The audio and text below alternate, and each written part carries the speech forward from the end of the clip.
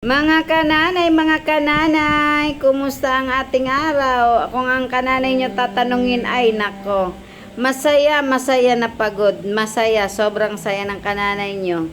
Na-achieve ang gustong ma-achieve, charos. Ayan mga kananay, sana kayo'y nag-enjoy sa akin na ipamahagi. Pasensya na po talaga sa hindi umabot.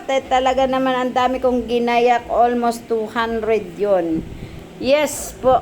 Hindi ko naman inasahan na ganun ang tao. Salamat sa inyong suporta mga kananay. Salamat talaga, salamat talaga mga kananay ko. Ayan, walang sawa ako magpapasalamat sa inyo.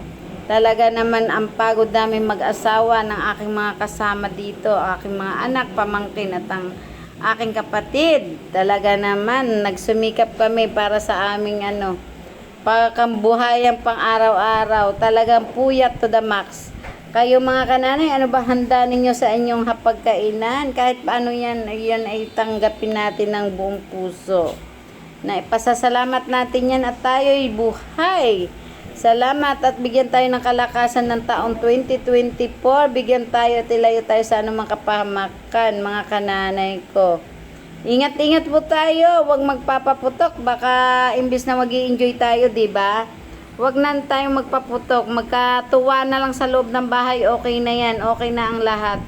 Happy New Year sa inyong lahat. Mag-iingat po tayo at naway tayo ang 2024 ay maging masagana, healthy. Ayun ang kauna-unahan, yung kalusugan nating pamilya, kaibigan, mga kapatid, ganoon.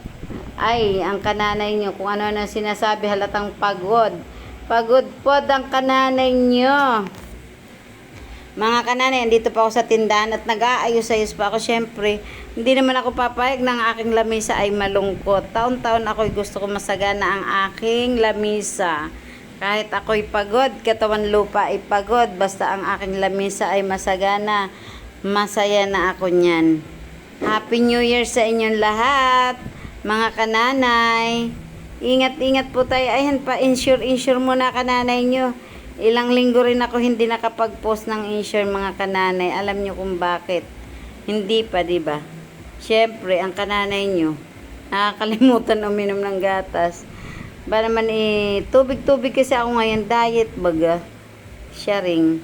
Ayan mga kananay, ingat na lang po tayo. Salamat sa inyong suporta sa akin at Happy New Year. Ingat po at tayo magdasal palagi. O nang dasal o paggising ng umaga, mag-thank you Lord at ginising tayo muli. Salamat po at tayo ligtas sa pang-araw-araw nating buhay.